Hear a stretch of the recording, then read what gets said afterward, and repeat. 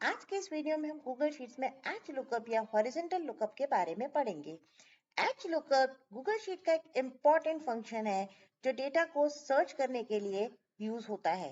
यह फंक्शन हम तब यूज करते हैं जब हमारा डेटा हॉरिजॉन्टल फॉर्मेट या हॉरिजॉन्टल टेबल के रूप में स्टोर होता है। हॉरिजॉन्टल टेबल के रूप में जब डेटा स्टोर होता है तो आप ये ऑब्जर्व कीजिए कि फर्स्ट रो में आपके और हेडिंग्स आते हैं, टेबल के हेडिंग्स आते हैं, जैसे ऑर्डर आईडी से लेकर डेट तक के जो हेडिंग्स है वो हमारे रो में स्टोर है। और उसके अलावा हमारे फर्स्ट रो में सर्च की आती है, जैसे 101 2 3 4 5 ये ऑर्डर आईडी है और ये सर्च की है। ये हम तब यूज करते हैं जब हम डेटा को सर्च कर रहे हो। जैसे कि मुझे ये सर्च करना है कि ऑर्डर आईडी 108 के कस्टमर का नाम क्या था, तो मैं टेबल पे manually left to right move करूंगी और ऑर्डर आईडी 108 के नीचे कस्टमर वाले फील्ड के कस्टमर वाले हेडिंग के नीचे का डेटा को देखूंगी जो कि पूजा है, और मेरे डेटा का आंसर पूजा होगा। पर अगर ये मेरा टेबल बहुत बड़ा होता तो मैन्युअली सर्च करने में मेरा टाइम भी कंज्यूम होता और इसमें मिस्टेक्स भी हो सकती है। इसके लिए गूगल शीट मुझे एच लुकअप फंक्शन देता है।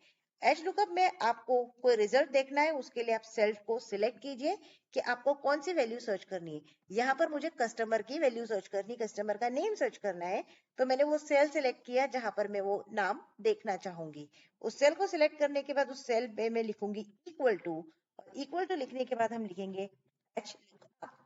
एच लुकअप लिखने के बाद मैं कस्टमर एच लुकअप लिखने के बाद मैं फॉर्मूले को सर्च की, दैट इज 108 ऑर्डर आईडी है, वो दूंगी। फिर मैं टेबल की रेंज उसके अंदर डिफाइन करूंगी जो मेरा B1 से लेकर J10 तक है। उसके बाद मुझे कस्टमर की इंडेक्स देनी है, की इंडेक्स देनी है जो मुझे सर्च करना है। मैंने जैसा कहा मुझे कस्टमर नेम सर्च करना है जो कि मेरा रो इंडेक्स नंबर 2 पर है। इंडेक्सिंग आपका 1 से शुरू होता है। जो पहली हेडिंग है वो रो नंबर 1 पे है तो उसका इंडेक्स 1 होगा। दूसरी हेडिंग कस्टमर रो नंबर 2 पे है तो इंडेक्स 2 होगा। अगर मैं स्टेटस का देखूंगी तो उसका इंडेक्स 9 होगा और डेट का 10 होगा। तो अभी मुझे 2 देखना है, मेरा इंडेक्स हो गया 2। और उसके बाद मैं यहाँ पर फाल्स लिखूंगी। बाय डिफॉल्ट गूगल शीट में हम हमेशा फाल्स लिखते हैं। यहाँ पर फाल्स या ट्रू दो वैल्यू दी जाती है और उसके कंसेप्ट में मैं फॉर्मूला आपको एक्सप्लेन करूंगी, तब समझाऊंगी। अब मैं इस पर एंटर प्रेस करती हूँ। आप देख सकते हैं यहाँ पर पूजा रिजल्ट आया। अब हम इस फॉर्मूले को समझेंगे। हॉरिजॉन्टल लुकअप जैसा कि आप जानते हैं SRRF फॉर्मूला है, मींस पहले आप सर्च की लिखते हैं। सर्च की यानी कि मेरा order ID 108, range means table की रेंज जो कि मेरी है B1 से लेकर J10 तक की। फिर उसके बाद हम लिखेंगे रो इंडेक्स जो कि मेरा कस्टमर के रो का नंबर था।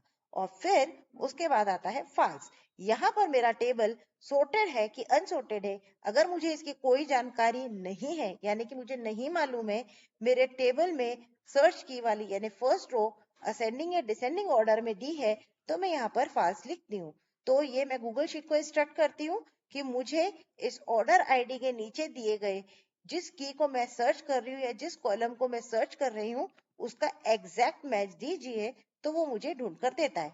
अगर ये वैल्यू, क्योंकि मेरा अभी ये टेबल सॉर्टेड है, तो मैं इस वैल्यू को ट्रू लिख देती हूँ। जैसे ही मैं ट्रू लिखूंगी तो मुझे exact near by approximate match search करके देता है। पर आप ये बात हमेशा याद कीजिए रखिए कि गूगल शीट में आप हमेशा बाय डिफॉल्ट फॉल्स वैल्यू ही लीजिए, क्योंकि अगर आपके टेबल का फॉर्मेट प्रॉपर नहीं है और कभी कभी हम गूगल शीट में लास्ट कॉलम पर सर्च करते हैं तो वो वैल्यू गलत देता है या वो आंसर आपको फाइंड आउट करके नहीं देगा। तो बेस्ट प्रिकॉशन है कि आप हमेशा फॉल्स का ही यूज एच लुकअप में गूगल शीट में कीजिए। तो एच लुकअप का आपका फॉर्मूला है SRRF, मीन सर्च की, रे, रो इंडेक्स एंड फॉल्स।